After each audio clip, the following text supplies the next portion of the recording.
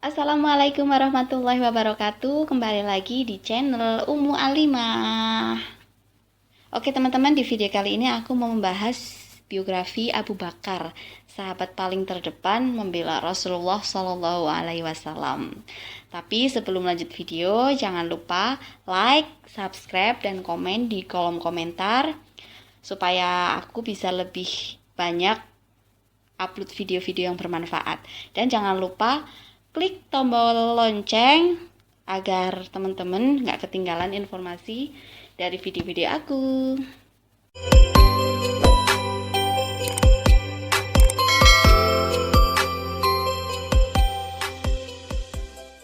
Oke, langsung aja teman-teman. Abu Bakar radhiyallahu anhu bernama lengkap Abdullah bin Abu Quhafah atau lebih dikenal dengan Abu Bakar As-Siddiq. Nah, beliau termasuk salah satu orang yang paling awal memeluk Islam dan khalifah pertama sepeninggal Nabi Muhammad Shallallahu Alaihi Wasallam. Dan nasab beliau bertemu nasabnya Nabi pada kakeknya, yaitu Murrah bin Ka'ab bin Lu'ay. Nah, Abu Bakar adalah sahabat yang paling terdepan membela Rasulullah Shallallahu Alaihi Wasallam. Ada yang berkata bahwa Abu Bakar dijuluki As-Siddiq karena saat peristiwa Isra Mi'raj, orang-orang mendustakan kejadian itu, sedangkan Abu Bakar langsung membenarkannya. Nah, sosok Abu Bakar ini mendapat tempat tertinggi di sisi Rasulullah Shallallahu Alaihi Wasallam. Dari Amru bin Al-As bahwa Rasulullah mengutusnya atas pasukan Zatus Salasil. Dan di sini hadis riwayat Al-Bukhari dan Muslim. Aku lalu mendatangi beliau dan bertanya, siapa manusia yang paling engkau cinta? Beliau bersabda, Aisyah. Aku berkata, kalau dari laki, beliau menjawab ayahnya atau Abu Bakar. Lalu siapa? Beliau menjawab Umar. Lalu menyebutkan beberapa orang lelaki. Dan hadis riwayat Bukhari dan Muslim, sesungguhnya Allah telah menjadikanku sebagai kekasihnya. Sebagaimana dia menjadikan Ibrahim sebagai kekasihnya. Dan kalau saja aku mengambil dari umatku sebagai kekasih, akan aku jadikan Abu Bakar sebagai kekasih. Nah, beliau Rasulullah Shallallahu Alaihi Wasallam juga bersabda, sesungguhnya Allah telah mengutusku kepada kalian semua, namun kalian malah berkata, kamu adalah pendusta. Sedangkan Abu Bakar membenarkan ajaranku. Dia telah membantuku dengan jiwa dan hartanya. Apakah kalian akan meninggalkan aku, sahabatku? Rasulullah mengucapkan kalimat itu 2 kali. Nah, sejak itu Abu Bakar tidak pernah disakiti oleh seorang pun dari kaum muslimin. Hadis riwayat Al-Bukhari. Nah, di sini ada kisah yang mengharukan, teman-teman. Dalam riwayat Al-Bukhari dari Aisyah radhiyallahu anha bahwa ketika Rasulullah Shallallahu Alaihi Wasallam wafat, Abu Bakar datang dengan menunggang kuda dari rumah beliau di daerah Sunnah. Beliau turun dari tunggangannya dan kemudian masuk ke masjid. Beliau tidak mengajak seorang pun untuk berbicara sampai akhirnya masuk ke dalam rumah Aisyah.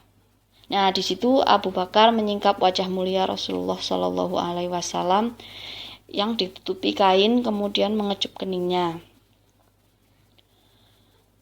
Abu Bakar pun menangis kemudian berkata, demi ayah dan ibuku sebagai tebusanmu, Allah tidak menghimpun 2 kematian pada dirimu. Adapun kematian yang telah ditetapkan pada dirimu berarti engkau memang sudah meninggal.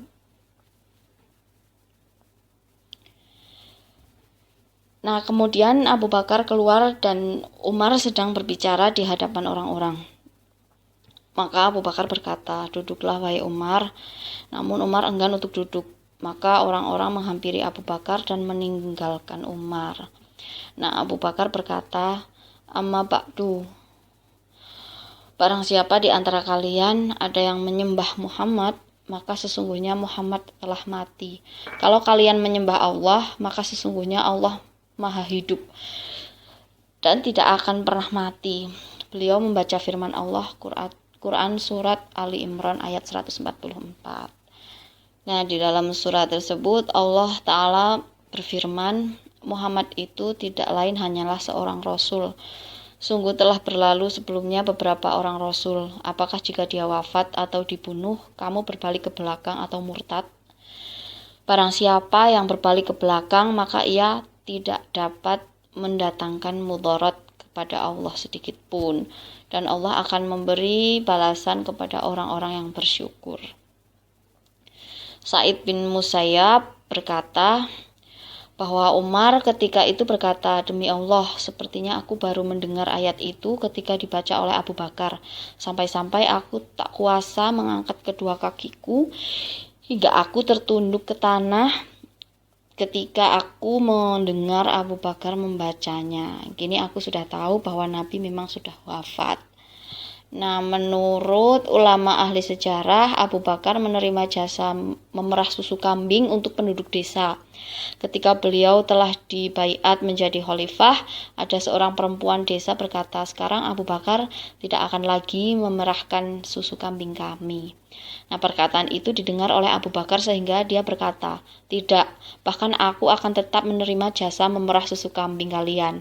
Sesungguhnya aku berharap dengan jabatan yang telah aku sandang sekarang ini sama sekali tidak mengubah kebiasaanku di masa lalu. Terbukti, Abu Bakar tetap memerahkan susu kambing-kambing mereka. Nah, ketika Abu Bakar diangkat sebagai khalifah, beliau memerintahkan Umar untuk mengurusi urusan haji kaum muslimin. Nah, barulah pada tahun berikutnya Abu Bakar menunaikan haji. Sedangkan untuk ibadah umroh, beliau lakukan pada bulan Rajab tahun 12 Hijriah. Nah, beliau memasuki kota Mekah sekitar waktu duha dan langsung menuju ke rumahnya. Beliau ditemani oleh beberapa orang pemuda yang sedang berbincang-bincang dengannya. Lalu dikatakan kepada Abu Quhafah atau ayahnya Abu Bakar, ini putramu telah datang. Maka Abu Quhafah berdiri dari tempatnya. Abu Bakar bergegas menyuruh untanya untuk bersimpuh. Beliau turun dari untanya ketika unta itu belum sempat bersimpuh dengan sempurna sambil berkata, wahai ayahku, janganlah engkau berdiri. Lalu Abu Bakar memeluk Abu Quhafah dan mengecup keningnya. Tentu saja Abu Quhafah menangis sebagai luapan rasa bahagia dengan kedatangan putranya tersebut. Nah, setelah itu datanglah beberapa tokoh Makkah seperti Attab bin Usaid, Suhail bin Amru, Ikrimah bin Abi Jahal, dan Al-Harits bin Hisham. Nah, mereka semua mengucapkan salam kepada Abu Bakar. Assalamualaikum wahai Khalifah Rasulullah. Nah, mereka semua menjabat tangan Abu Bakar. Lalu Abu Quhafah berkata, wahai Atik atau julukan Abu Bakar, mereka itu adalah orang-orang yang baik. Oleh karena itu, jalinlah persahabatan yang baik dengan mereka. Nah, Abu Bakar berkata, wahai ayahku, tidak ada daya dan upaya kecuali hanya dengan pertolongan Allah. Aku telah diberi beban yang sangat berat. Tentu saja aku tidak akan memiliki kekuatan untuk menanggungnya kecuali hanya dengan pertolongan Allah. Lalu Abu Bakar berkata, apakah ada orang yang mengadukan sebuah perbuatan zalim? Ternyata tidak ada seorang pun yang datang kepada Abu Bakar untuk melapor sebuah kezaliman. Semua orang malah menyanjung pemimpin mereka tersebut. Nah, wafatnya Abu Bakar menurut ulama ahli sejarah, Abu Bakar wafat malam Selasa antara waktu maghrib dan isya pada 8 Jumadil Awal 13 Hijriah karena sakit yang dideritanya. Nah, usia beliau saat meninggal dunia adalah 63 tahun. Beliau berwasiat agar jenazahnya dimandikan oleh Asma binti Umais, yaitu istri beliau sendiri. Nah, kemudian beliau dimakamkan di samping makam Rasulullah. Nah, Umar mensolati jenazah di antara makam Nabi dan mimbar. Nah, sedangkan yang turun langsung ke dalam yang lahat adalah putranya yang bernama Abdurrahman bin Abi Bakar, Umar, Utsman, dan Talhah bin Ubaidillah. Nah, itu tadi teman-teman sedikit biografi tentang Abu Bakar. Semoga bermanfaat dan sampai jumpa di video selanjutnya. Wassalamualaikum warahmatullahi wabarakatuh.